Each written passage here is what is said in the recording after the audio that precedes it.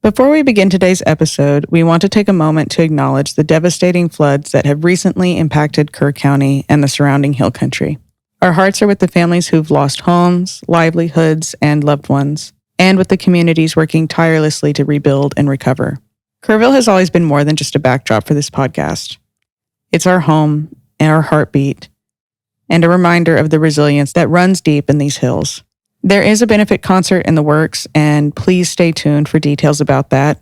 But if you have any interest in supporting the recovery efforts taking place, please visit the Community Foundation of the Texas Hill Country, as that is providing the most direct line of support for the people of Kirk County. We thank you for your thoughts and considerations. This is Americana Podcast, the 51st state.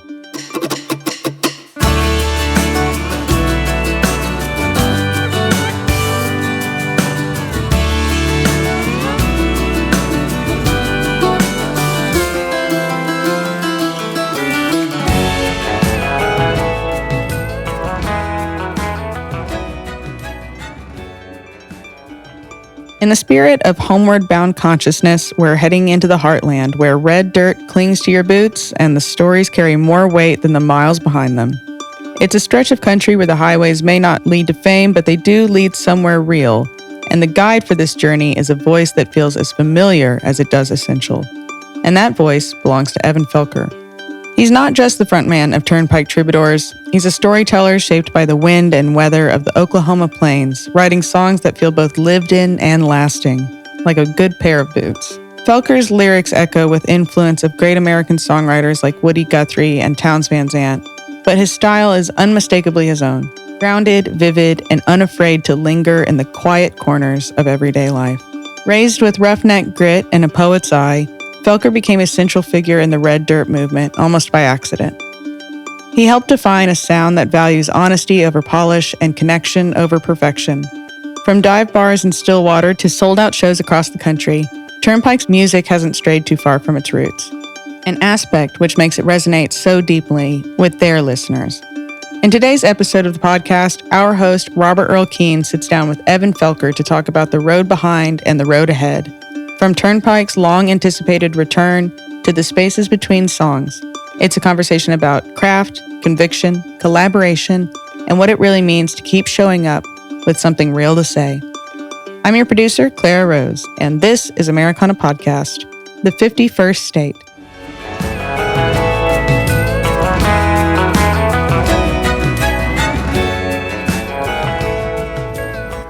Hello, everyone. My name is Robert Earl Keen, and you're listening to Americana Podcast, the 51st state. We're so proud and happy to have our guest today. He's the lead man, the front man, the writer, and the singer for the band, the Turnpike Troubadours. His name is Evan Felker, and we want to welcome you, Evan. Thank you so much for having me. Yeah. So we'd like to talk about, let's talk about your new record as it is right now. The price of admission. Can I ask you one question? What I'm loving about the price of admission is its relaxed and warm way that it's presented. All the songs are presented that way. And whereas, everybody in the world, and including myself, love, your head-on vocal style on some of your early records, but this one I'm just loving because it's just so real. Can you tell me about how you felt about that and moved into it? Yeah, it's a different kind of record, and a lot of this stuff is sort of about a nostalgic stuff or sort of different, not quite as punk rock subject matter. You know what I mean? It's more like about these rural stories or about families or things like that are in their way a little more relaxed, and maybe I'm a little more relaxed these days. I don't know. Yeah, well, I'll give you an example. I feel like one of the songs, Heaven Passing Through, is what I would call a cautionary tale that you present as like, if this could happen to me, it could happen to you almost. And is that what, am I picking up on that? Is that? Yeah, that song's about not letting things slip by because you're not very grateful or not in all those moments, in each of the separate verses, it's just a simple moment in time that's not particularly like grandiose or anything big happening, but it's still some of the most memorable stuff that'll happen in your life. And so it's most of the songs about really just appreciating the little things as they come, and realizing that they may be gold.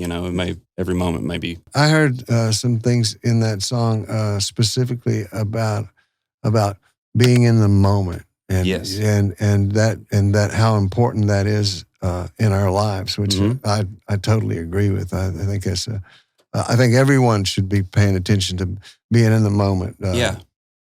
Yeah, absolutely. It's easy to lose your perspective on what to be grateful for and what not to be grateful for. And it's also really easy to regain perspective if something bad happens. But, for me, like I have to think about it. It has a tendency to be very good lately. And it's easy to get a little spoiled. Right. I understand. And sometimes you have to sit back and remind yourself, as in that particular song, right?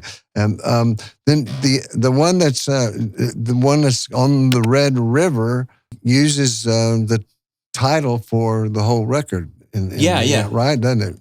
Yeah. So which the title of the record, I'll say it again, is called "The Price of Admission," and the line in there is, "Pain was the price of admission," which is a really great line. Yeah, you got to love that. I want to say this is about your father or your family member exactly. It's not about anybody in particular, but it's about several people in real life.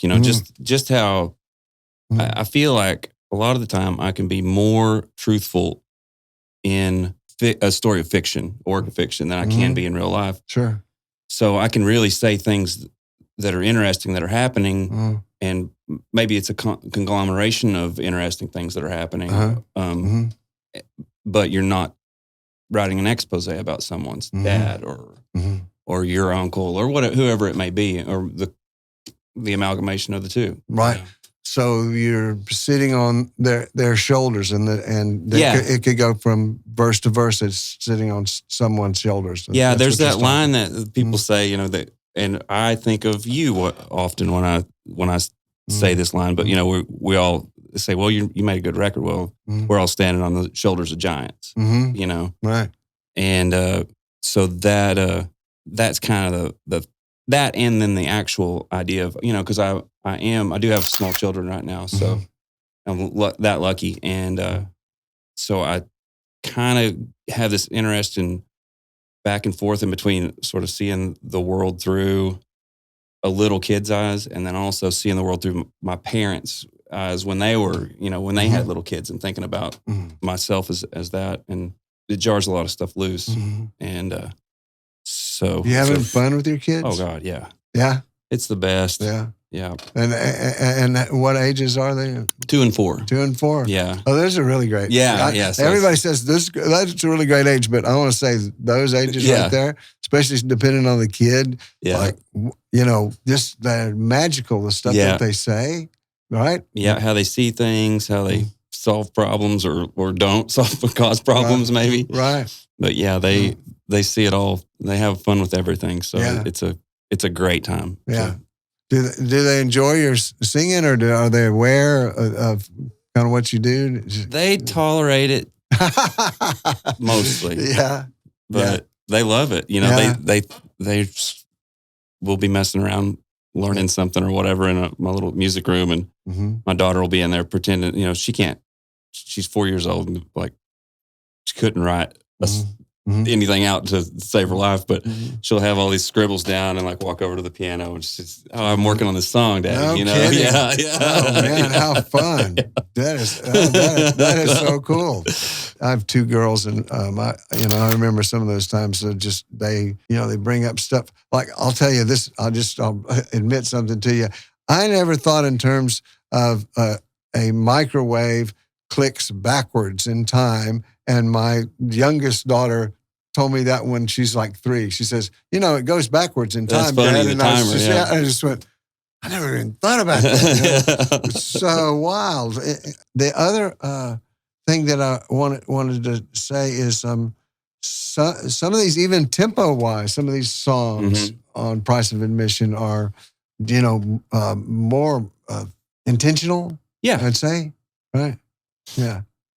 Yeah, a lot of the tempo stuff, we were in like these small rooms for so long and a lot of energy in there, and so you're playing this fast stuff and everybody is into it. And as those rooms grow, it seems to just kind of go off into the air. And really what you have to have is the story or the captivating thing that is relatable more so than just wanting to be a, punk rock band. And the roots and the guts of this record really came out of your association with Shooter Jennings, and sure. And y'all worked on this in L.A. Is that right? Yeah, we did.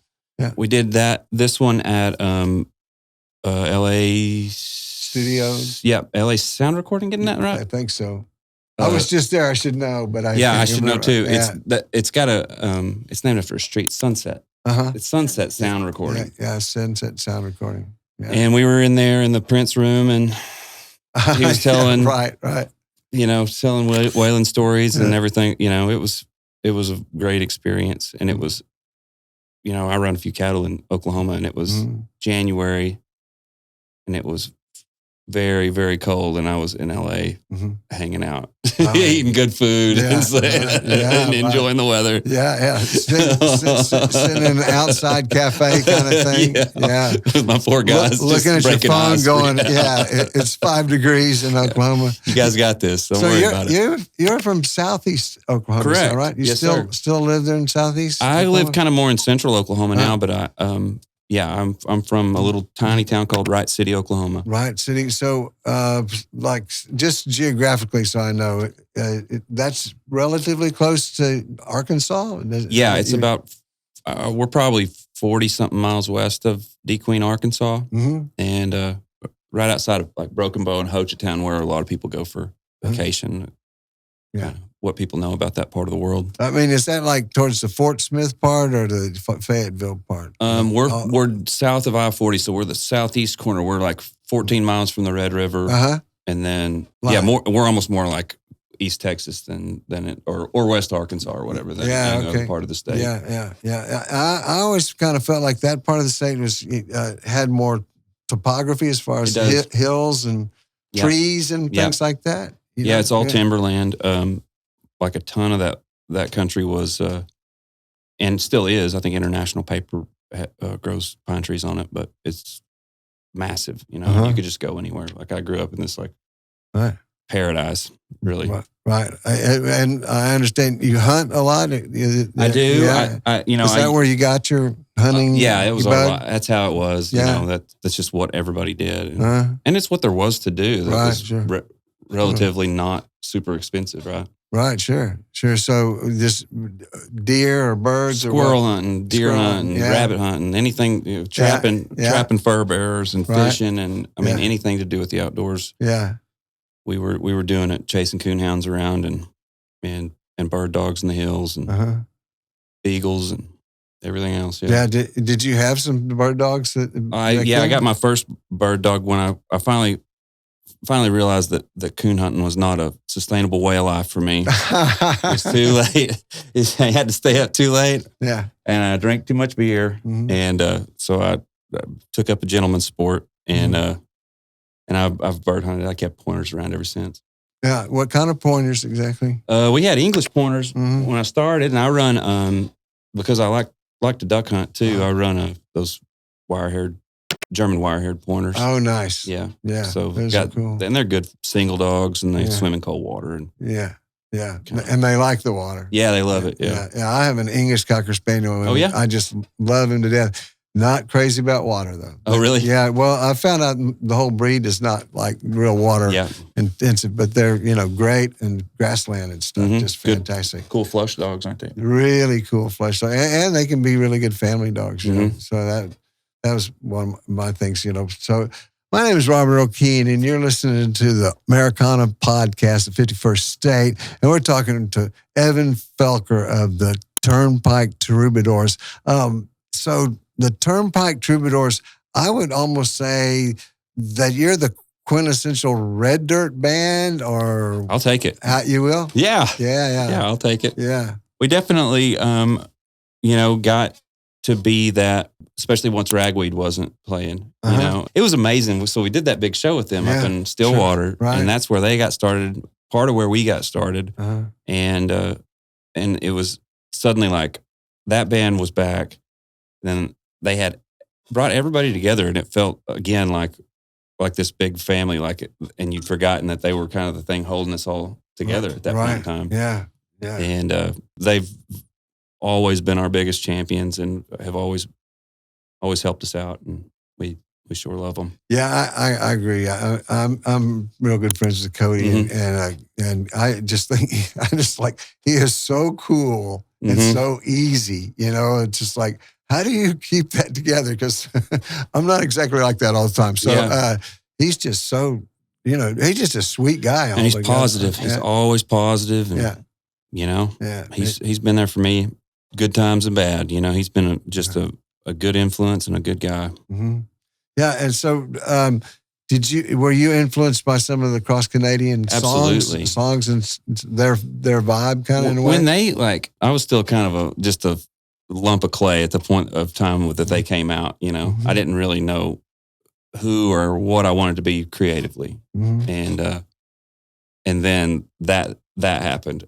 I had my friends and my friends were coming back from college in Stillwater that were just a little older than me, and they were bringing back this stuff, and I was like, this is it for me. I want to do this. And the cool thing about them is they open so many doors to all of this other great music. Like I would have not known who Townes Van Zandt was, or really deep dived into your music, or I Love It, or Charlie, a million great artists that were just out there to be listened to. Right, yeah. And they were the door for that. Yeah, they definitely connected that, like the nucleus of the whole Spider thing is just like everybody. I think they did that for a lot everything. of people. Yeah, absolutely. I think we did a couple of shows with them and Reckless. So I mean, and Reckless is in there doing pounding it out. Even in some of those little bitty joints. Like, did you ever go to the little bitty Wormy Dog that was in Oklahoma City? That was just a hair before my time. That one had already closed. Yeah, not the little one. Yeah, it was pretty strange. Yeah. Every time I ever played a Wormy Dog, I'd kind of get okay. Yeah, we'll see how this works out. But I loved playing with them. And what back to your music and your songwriting. I read that you started early, not only writing songs, but poetry and prose. What were you working on then, as far as like the theme or the philosophy behind it? I was interested in. I remember hearing some of those first like Shel Silverstein stuff and like anything that rhymed. I remember I was enamored with story songs just for a little while. Like say I was probably 10 or 11 years old, something like that, and it was like that Johnny Horton stuff and Marty Robbins and how they could tell those stories, and it seemed like a movie, and all that Johnny Horton stuff was Jimmy Driftwood, and it was made for kids, pretty much made to tell a history story, so they could learn it. Right. And I wanted to copy that, and so I started in that, and then I read quite a bit. When I was little, I was interested in it, and I wrote stuff like kids do, Throughout, I had some good teachers in a little bitty school, and they sort of gave me the shove toward that kind of thing and said, "Hey, you got an aptitude for this. Like, you should, and you seem interested in it. You should lean that way." Yeah, I would have to call that a gift. yeah, I guess so. Really, yeah. So fantastic. Yeah. So back to your prose, would you just write a short story, or were you talking about this? I didn't really, I guess I wrote stuff just for me, like messing with short stories and stuff like that. But I never had anything published or anything like, Right. It's just, I'd try to write a handful of descriptive narratives and this and that about my life or fiction or whatever. It's great therapy though, isn't it? Yes, it is. Yeah. I always found like, prose has never been my main thing, but I always found that prose, God, it helped me work through just my own thoughts a lot of times. Where actually rhyming things sometimes drives you, a certain way. Yes. Yeah. Yeah. You're not trying to reconstruct anything when you're rhyming things. It's kind of you got to be a little bit looser with it in order to make it work. Right. Absolutely. Scares the hell out of me sometimes. I'm just like, I don't know if I can make this. Yes. But I really do. As time's gone by, I do a lot more poetry, a lot more prose than I used to. And I get it. That's very helpful, just in general, just like writing things, even just like in a gratitude list kind of way. Yeah. Things. It just makes you, puts a good spin on your day. Yes. Doesn't it? Yeah. Hello, everyone. My name is Robert Earl Keen, and you're listening to Americana Podcast, the 51st State. We're talking to Evan Felker of the Turnpike Troubadours. And I want to talk a little bit about Americana music in general. Our mission statement is to define and expand Americana, and saying that you are red dirt. First of all, let's see what you would say the difference between red dirt and Americana. Oh, I don't know. I really think that it would all be the same thing. Like the guys that I considered to be like these red dirt bands were sort of folk singers and kind of pseudo country bands, just happened to be from Oklahoma, mainly from the Stillwater bunch. Right. And that they were the ones that made that sort of a thing. But I think that is a name that they came up with because Americana wasn't a thing there wasn't an umbrella to sort of include these sort of garage country bands or these, folk rock bands or whatever they happen to be that they didn't really have a home to live under. They weren't, the country was one thing, right? And so I think in a different situation or in a different timeline, they would probably consider themselves to be Americana or whatever they. Were you a fan of Jimmy LaFave at all? Yeah. Yeah. Were you a fan while he was still alive? So I sort of knew Jimmy LaFave mostly through the Woody Guthrie Festival stuff, because he was a big proponent of that festival. Good. He made himself available for it every single year. And my aunt, Lou Johnson, has a bar there in town and they have, they're super active. The bar sold and Lou's since passed on, but that place is still very active in that Woody Guthrie Festival. And a lot of people from all over the U.S. wind up there playing. And all over the world. There's going to be several people from Scotland and different places there. Right, right. Do you participate in that? Yeah, I am this year. Actually, me and Carl are going to do a show at the theater in Okima. Yeah, so do you know Willis Allen Ramsey's song, Boy from Oklahoma? Yeah. Okay, well, good, because I think I asked somebody else, and I'm like, you're from Oklahoma, you should know this song.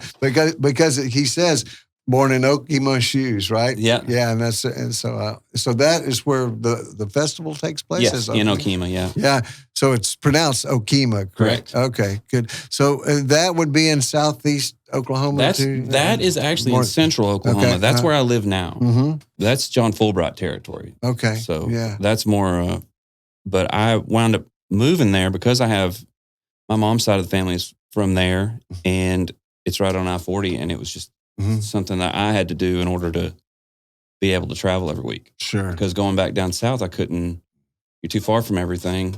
Lots of twisty roads. Yeah, it's just so far from an airport and anything like that it didn't work. Who would you consider, since we're talking about Americana, who would you consider mainstay, the Americana icon? if you could pick one, one band or one person, what would you? Oh boy, I don't know. There's so many, you know. I mean, you look at old Charlie Crockett these days. He's, right. I think that's a good one. Yeah. But you know, you guys and all these tech, you know, think about the Texas country bands and everything. There's so much of that's good. Yeah, as far as an Americana band, maybe Old Crow Medicine Show. That would be one I would consider. Yeah, absolutely. Certainly, yeah. Would have been one of the first ones I would have come to mind for me. We already pretty much defined Americana here, just talking about it, because basically we always define it as a roots music with the leaning towards lyrics. I see it as whatever you want to call it. If it's blues based or it's country based or if it's pop based, what you have is a bigger expansion of ability to say what you want to say. Exactly. You know, and that's what I love about Americana. It's like you get everybody. There's no rules. There's nobody cracking a whip over you about you can't say this and that, and which is what I think draws people to Americana. And also, I'm sure you're aware of this because y'all do so well on your live shows. Americana has sort of taken over in the world of touring, where the Americana people, Americana bands are drawing more people than a lot of your country people and a lot of your pop people. So I think it's growing and it's exploding, and I think you guys are definitely on the forefront of that. Well, you look at Zack Bryan. I mean, he really, I mean, he's one of the most popular bands in the world and popular acts in the world, I guess. And he started as a Americana band as that got going. I mean, I don't know what else you'd consider it. He was just singing whatever he wanted to with that sort of back porch vibe. Yeah. It's a neat story. We also are doing here in Americana Podcast, the 51st State. We're also talking about other versions of Americana. Like we've talked to some fashion people. We've talked to some foodie people. We're about to go talk to Terry Allen, who's a poet. That's so funny that you brought him up today. Yeah. Why? Bucka Allen. He's one of my favorite songwriters. You know, obviously, but and his son Bucka came in and played keys for us, and he's amazing too. Yeah. But I was just thinking about daydreaming about stuff to do, and I was like, I would like to write. I almost looked up Bucka's number to sort of try to beg him to let me meet him and try to write something with him one of these days. Yeah. But well, you should. Yeah. I was just thinking, man, I would like to do that. You know, I mean, you're a great writer, and you know those guys. That's their only standard right there. You're a great writer, and then bring it, right? Bring it on. Yeah. So we're going to go talk to Terry. I see tomorrow and day after tomorrow in Santa Fe, and Terry's just so Terry's a poet. I'm sorry, and a sculptor and a playwright and all of those things. And he's not just just a songwriter. So although his songs are amazing, yeah. And so we're talking about all that kind of thing. Do you think Americana also just encompasses a lifestyle like you're a hunter and you're a rancher? I mean, does that fill that space there? Those things certainly to me are very American things, you know, that are authentic more often than not, I think. Yeah. I think if you don't hit the nail on the head with authenticity, I mean, that's what you're talking about right there. Yeah, you don't talk about sort of authentic American culture very often, but it's there. Yeah. It's kicking around, and those things are sort of vessels for it. Yeah. By the way, what kind of cows do you have? I try to run beef cattle.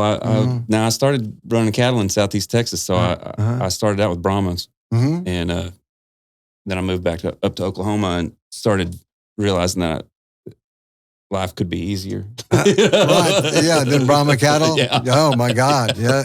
I mean, even a quarter Brahma, it can be a problem. You know. It doesn't take much. I remember being about 14 years old, and we were loading up some cows, and one of them really was half Brahma heifer, and I'm holding this gate and my uncle's screaming at me and this cow is jumping over all the other cows coming right toward me and I'm holding it as much as I can and all of a sudden they just all pushed through and she just jumped right there and I let go and my uncle starts screaming at me that I blew the whole deal and I'm like, you stand here. Why don't you stand here? They're a little scary, right? Oh, they could be more than scary. Yeah. They're a handful. So I used to run some black baldies, which I love. Excellent. The black baldies, they're easy, man. It's just like having a hamster or something. Yeah, dealing with a Hereford bull is a nice thing. Yeah. They never. I've never been too upset with one. Yeah, that's good. That's good, man. So I'm going to ask you a couple other things, like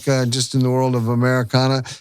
Books you read recently, or your favorite book of all time? I've been on a Cormac McCarthy kick. I get to sound smart. Yeah, you're talking about me. I got the collection, Beats All collections. I bet. Yeah. I went through the road and Blood Meridian, and came out different. A changed person. Yeah. And I don't know that both of those books didn't have an effect. I know that they had an effect on, there's a song called The Devil Plies His Trade on our song. And I wrote that with the judge from Blood Meridian in mind the whole time. So really? Sort of selling you on something, that was pretty bad. Yeah. And I don't know that the road didn't have that effect on that Heaven Passing Through song, thinking about being a kid and him being with his kid and it being this sort of high stakes camping trip. High stakes camping trip. Interesting. That's the way to go. Yeah. But yeah, I love him and I love everything about that stuff. But J.D. Salinger and more I realize how much I love those John Steinbeck novels like East of Eden. I was talking to people about that. Just those books that you were supposed to read in 8th grade. Yeah. They gave you the best books in the world when you were in 8th grade. Yeah. No, what'd you do with them? Yeah, right. Set them on a counter and walked away, basically. Yeah. No, I understand. Yes. And Steinbeck, so great with description of nature. It is, it's hard to find anybody better really on that score for sure. Yeah. And then, guitars, you got some guitars? Yes. What do you like? I've always played Gibson guitars. I've got a few Martins and they sound better, but I've always liked Gibsons because I think I was just in love with them when I was a kid before I knew anything about it. Yeah. And it never wore off. Yeah. You brought a beautiful one in today. What's the model on that? Do you know? That one is, I believe he brought that newer Western. It's a J200, but it's the Western. Yeah, it has edition. I hadn't seen anything. It's a like cool that. one. Yeah, that's a good guitar too. You find some of them that are better than others. That one's good. Yeah, and we're back to hunting. Shotguns. Your favorite shotgun? Oh, or which one do I like now? Yeah, I have some of those Beretta side by sides that are good. The new, as far as my favorite all around thing, is those new A5 Brownings. Oh, really? They're fun. Yeah. Oh, I haven't seen that. Cool. I haven't seen. Are they the same shape as the old A5? They are like a roughly updated version, but they got a really. Yeah. Yeah. Well, okay. I'm going to check my wallet. I've got a couple of those. Yeah. They came out with a Sweet 16 in that thing too. Oh, nice. Oh, it's cool. Yeah. And then the old ones are fun too. But. Yeah. I had an old one, but in my whole moving stuff around, you know how it is. And you're always moving stuff around, can't find that A5, but I love that gun. That's a great gun. Yeah. So, I know the answer to this, but if you had to pick fiddle or steel, which one? Fiddle. Well, there we go. And I noticed that you're happy with a good deal of harmonies in your band. I love it. That's one of my favorite things, is to just be in a room and be able to sing together and stuff. Like that's magic to me. Yeah, right. Maybe because I can't do it very well. But man. I mean, I can sing a lead part, but as far as mapping out a harmony. Yeah, and difficult. But I mean, just the whole idea of having harmonies really enhance a song. And, you guys seem to know how to do that. We have two of our two of the guys, our steel player and our drummer, both went to school in Denton. Denton's the music school, right? Right. Yeah. UNT. Yeah. And both of them are like pretty educated dudes, and pretty also very gifted dudes. Yeah, they both have just added like something that you couldn't. I don't think I could learn, just messing around. We're going to take a quick break, and we'll be back with our show shortly. Here at Americana Podcast, we are always looking through the old and towards the new of Americana today. With help from our world and discography traversing friend Will Vogt, this is Will's Pick. River in the Rain by Roger Miller. This month, current events brought a particular song to mind. The unspeakable tragedy along the Guadalupe River over 4th of July has dominated the national news. It's heartbreaking that Camp Mystic has been the center of the coverage. What's missing to outsiders is the depth of the camp experience and the lasting impact it has on all the girls, past and present. For generations, Mystic has brought together young girls from across Texas and helped shape them into remarkable young women. Being a Mystic girl isn't just a summer experience, it's a lifelong identity that's hard to explain to those who haven't lived it. It hit especially close to home for this podcaster and others involved in Americana, the 51st state. Members of the Keen family and Will's daughter Whitney are all former Mystic campers, and our hearts go out to everyone affected by this terrible tragedy. In times like these, music often helps us process what words alone cannot. With Rivers on our minds, this month's pick is a lesser-known gem from one of Nashville's most gifted songwriters. Roger Miller had already built a successful songwriting and singing career when he lit up the country and pop airwaves in 1964. That year, he released in quick succession Dang Me, Chug-a-Lug, and Do Wackadoo, all of which charted on both the pop and country charts. Then came his signature song, King of the Road, which went to number 1 and assured his lasting legacy as a songwriter. His songs poured out of transistor radios across the country, filled with wit, wordplay, and unexpected emotional depth. He had a creative voice unlike anyone else in country music at that time. One of his more under-the-radar projects was the score for the Broadway musical Big River, a musical retelling of Mark Twain's adventures of Huckleberry Finn. It opened in 1985 and was an unexpected triumph, winning Best Musical and Best Original Score. The show blended country, bluegrass, and gospel in a way that felt both timeless and true to Twain's world, an ideal canvas for Miller's lyrical gifts. The standout number was River in the Rain, a quiet, poetic moment that captured the story's emotional undercurrent and the river's symbolic weight. Will first heard the song through David Beck, a terrific songwriter in his own right, who always brings a real emotion and style to the songs he covers. Will was unfamiliar with this part of Miller's legacy and was soon captivated by the song. River in the Rain is a poetic tribute to the power and danger of the Mississippi, and in a way to all rivers. Musically, it's a gentle and contemplative piece that builds slowly with Miller's gifts for melody carrying the weight of the lyrics. In light of recent events, it feels more poignant than ever. Roger Miller's life and musical career was cut short when he died in 1992 at just 56, but his creative voice lives on, thus making River in the Rain Will's pick. I'm Robert Earl Keen, and you're listening to Americana Podcast at 51st State. Today, we're talking to the amazing Evan Felker. Did I say that correctly? Yeah. I'm going to do it again. No, I am. I'm all right. I'm good. Everybody knows who Evan Felker is. Okay, so let me talk about, just go back in time a little bit and talk about Goodbye Normal Street. That was their second record in 2012. Yeah. And the first song that I was ever, turned on to, I was playing golf with a guy, and he played Good Lord Glory, Good Lord Glory, please make me say it correctly. He played Good Lord Glory over and over for like nine holes. And I was like, man, this is a great song. I never got tired of it. Oh.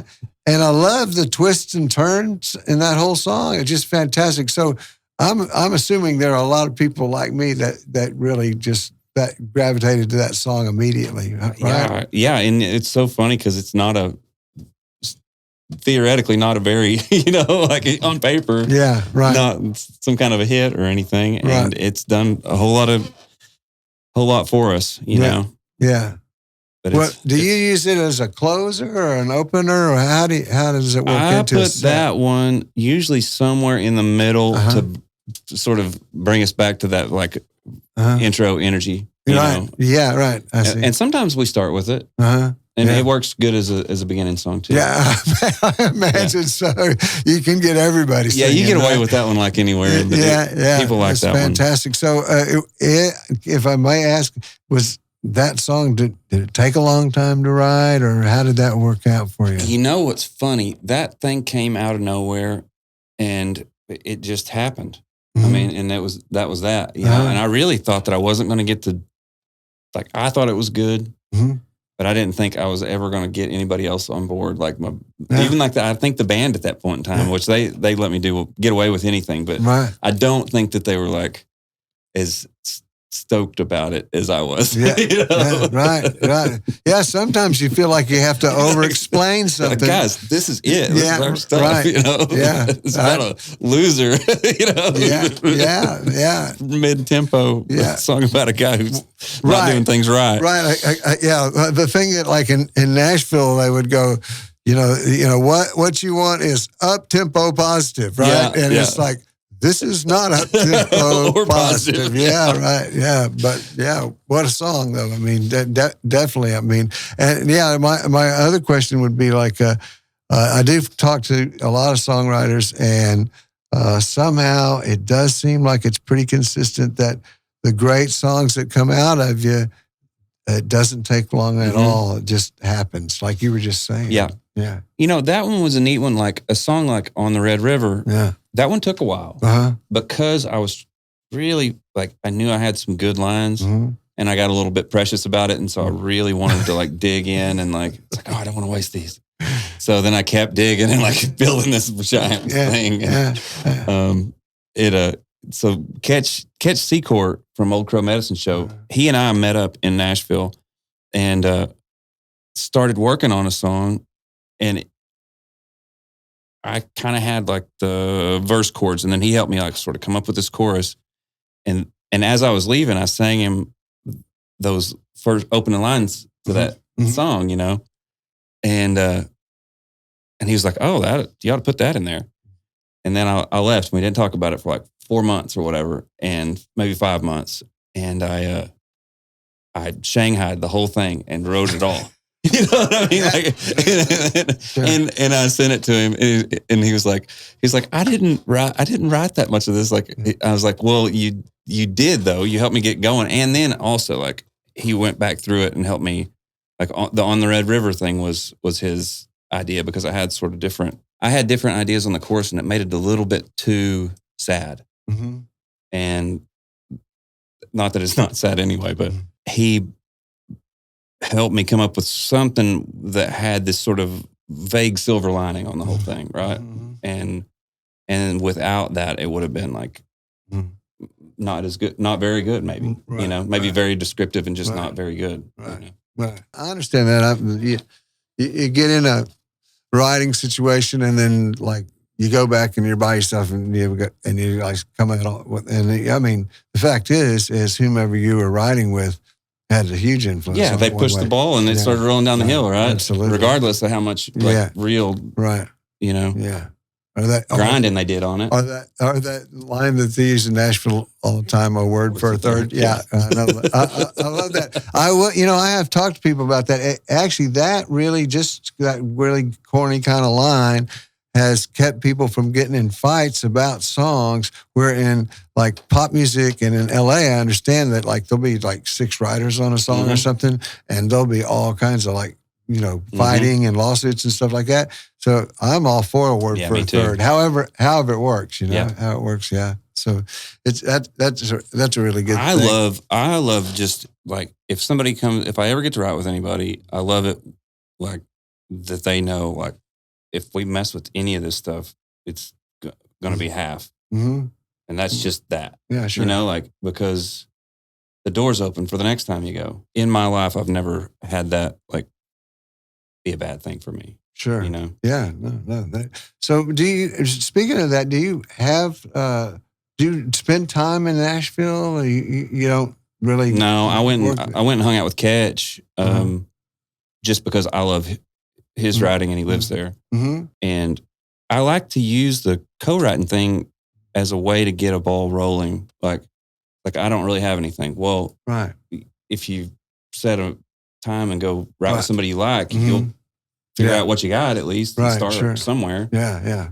And that's my favorite thing to do. So you don't have any fear about like co-writing and things like that? I don't think so. Yeah. I'd say it's a sticky wicket, as they say in cricket. Mm-hmm. It's like sometimes you can get in some of those things and it's just kind of like, I don't know what I'm doing. Mm-hmm. I'm getting a headache trying to get this line across. I think the only fear that I ever have on that stuff is like sometimes you have some pretty good ideas and you maybe regret how they wind up being fleshed out, you know, or maybe the song winds up saying something that you're not tickled with, right? You know, and takes itself in that direction.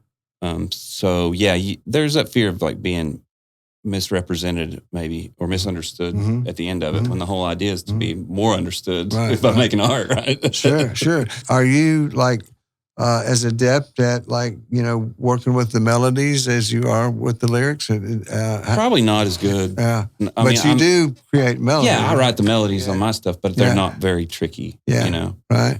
But yeah, I'll have a melody in my head like that Heaven Passing Through thing was just popped in my head one day and I hummed it and then that's cool. And I just kept building a song around it. Sure, yeah. I love that songs almost take a life, you know, they have a life of their own almost. And just like, okay, I'm just on the boat. Yeah. I'm going to let it float. You know? That's the good ones always do, right? Yeah, you never really had a whole... Absolutely. Had a hand. Absolutely, yeah. Okay, so we are winding down. Once again, I want to say, I'm talking to Evan Felker of Turnpike Troubadours. My name is Robert Earl Keen. You're listening to Americana Podcast, the 51st State.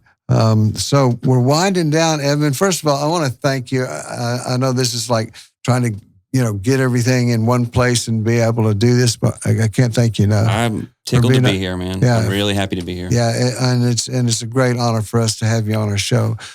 So it comes down to this question right here. If it were up to you and you had all the power to change the name of, well, we consider this a crime that this beautiful instrument is named the B3. Sounds like a military thing. And if you had your own, you know, you had the power to change the name of the B3. Oh, no. Come on. No, I don't want to scare you now. You can, it's your deal, man. You can change the name of the B3 to whatever you want to. Oh, my gosh. I would just want it to be called like a church organ or something like that, I guess. I don't know. The church organ. Yeah. That's good. We got that. Church organ.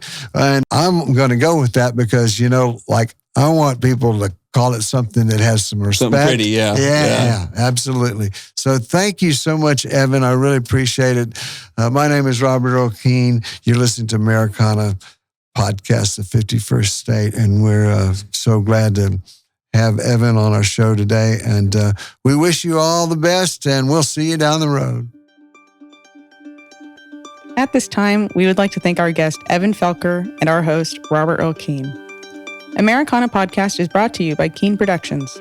Organized by Kelly Thomas, edited by Brett Brock, video edited by Katie Cranbeer, with original music by Kim Warner. I'm your producer, Clara Rose. And until next time, let the music play.